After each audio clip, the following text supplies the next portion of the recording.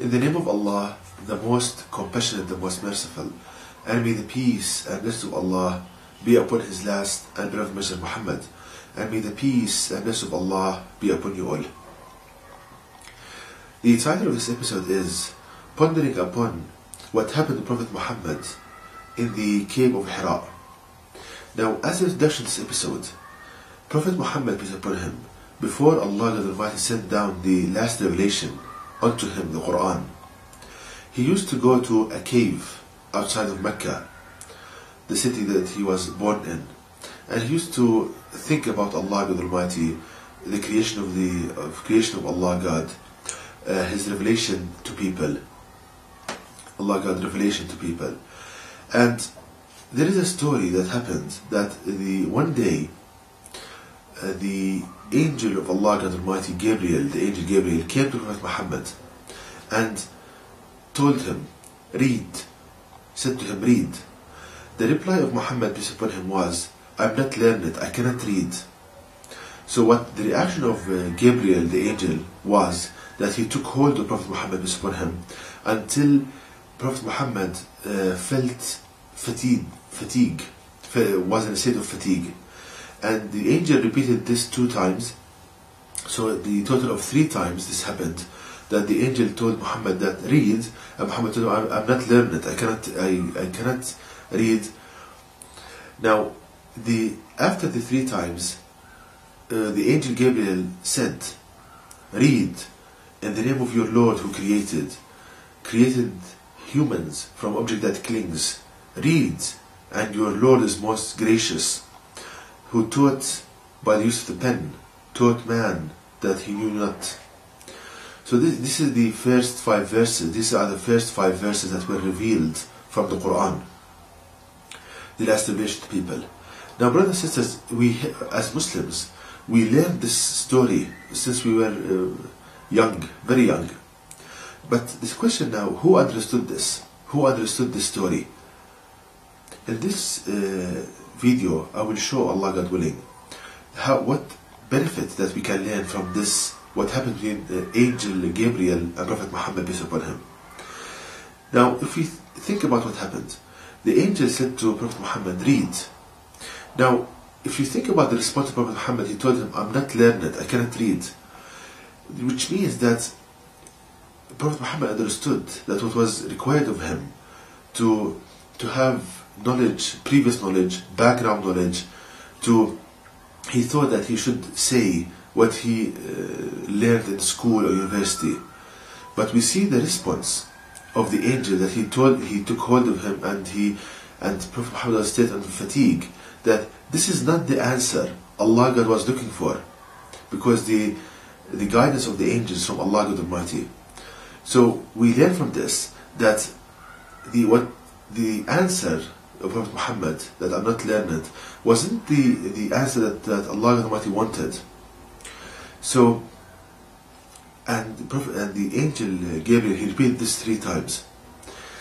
So then the angel said, read in the name of your Lord who created. So we can learn from this that the source of information that Allah God Almighty wants you to learn from is not the guesswork, the conjecture of people, what Newton said, what Johnson or Skinner said, their guesswork, their conjecture. But Allah wants you to learn all of your knowledge from the Quran, because Allah says here, read in the name of your Lord who created, mean seek knowledge from the book in which every information starts in the name of your Lord who created. And the name of the Lord who created is Allah.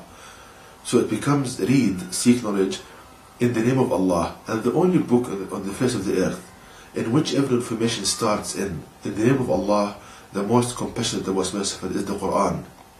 So here Allah teaches us that do not depend on your information from the guesswork and conjecture of people, but rather take your information, take your knowledge from the Quran. So we see what knowledge we can learn from this story by pondering upon it, and not just merely reading it. Now, another fact we can learn here, and before going to that, so since Allah wants us to learn all of our knowledge from the Quran, This means that the Quran contains all branches of knowledge. It contains physics, engineering, chemistry, jurisprudence, acts of worship, everything. And this is what I named the miracle of the Quran, the miracle of knowledge of the Quran, and it's shown in my website in details. How the Quran contains all the branches of knowledge, physics, engineering, jurisprudence, everything in a comprehensive manner. Now, we also can learn from this that the response of the angel Gabriel when he took hold of Muhammad, peace be upon him, and he was in a state of fatigue. What we can learn from this? Why Allah God Almighty made Prophet Muhammad in a state of fatigue at that instant? Because Allah God Almighty wants to teach Prophet Muhammad, and is teaching us that if you depend on the guesswork and conjecture of people in obtaining knowledge, you will be in pain in this life. Once again, we learn from this that if we depend on our knowledge from the guesswork and conjecture of people, we will be in pain in this life and the hereafter. Let me demonstrate this by giving two examples. The first one, with regard to mental disturbances. Now, people, when they suffer from mental disturbances, thoughts that cause them mental pain and anguish, what they do, they go to a doctor, psychiatrist, and he tries to cure this by giving electric shock, by giving sedative pills, antidepressants. Now, when you see a person receiving an electric shock, he's in so much pain, he's in a horrible state, and when he takes these antidepressant pills, it reduces his mental ability. He becomes unable to function that much. So it's in a horrible state. Why? Because people depended on the ideas of Freud, of the guesswork and conjecture of these people, and if you see the fruits, there is no cure for mental disturbances. So these conjectures are wrong. Now, if we go to the Quran and if we seek knowledge from the last revelation of Allah to people, Allah shows us how to diagnose, how to cure mental disturbances in a matter of seconds, as it's shown in my website. It's shown in my website in details, but the summary is the following. Allah teaches us from the Quran that the source of these thoughts that cause us mental pain and despair, like thoughts of encouraging a person to commit harm, to hurt himself and others, to commit lust and blasphemy, all of these thoughts are from Satan. Every one of us, we learn from the Quran, has a companion devil, and that Satan, he whispers to us by a voice matching the one we think with in our mind, ideas that cause us mental disturbances, mental pain. So here's the cause. Now the cure, Allah tells us in the Quran, firstly to realize that the source of these thoughts is not yourself, it's Satan, and all of these thoughts are lies and deception. And the second step, do not agree with these thoughts, nor carry them out, and we need to ignore these thoughts. That's the cure for mental disturbances. The cure does not lie in a pill, it does not lie in an electric shock, and this topic is explained in details on my website. So we see how the comparison between the pain and despair that a person suffers from when he depends on the guesswork of people, and the relaxation and the wonderful state when he's dependent on his knowledge on Allah God Almighty as contained in the Quran. Another example, that people want to know how life was created on this earth. So when they depend on the guesswork of people and conjecture, they go to Darwin and the theory of evolution.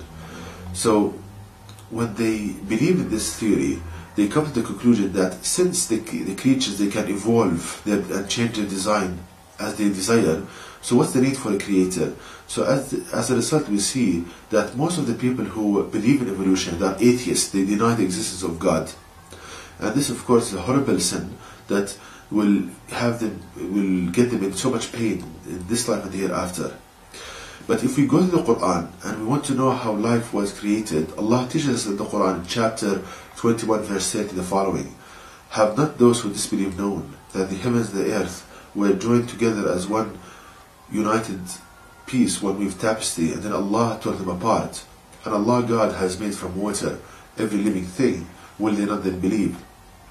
So here Allah tells us how He created all this diversity in creation, where Allah says that Allah has made from water every living thing, meaning that water is a model for creation, is a prototype for creation. So how can we explain this?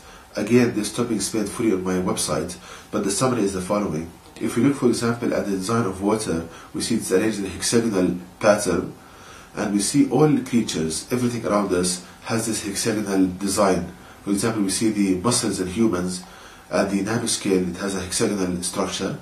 The eyes of insect, here we have an example of mosquito, has a hexagonal design like water. Everything around us, we have this hexagonal design. So all this diversity in creation, from inside it's water in different shapes, shape of a human, shape of insects. So we see how Allah teaches us the model He used for creation. So we see, brothers and sisters, by going to the Quran, the beauty and knowledge and the happiness that the person has in this life and hereafter. And if a person depends on his knowledge, on the guesswork conjecture of people, he will be in so much pain. And to know more details about this topic, please visit my website at www.quran-miracle.com, and you can email me at zquran@yahoo.com, and may the peace and blessings of Allah be upon you all.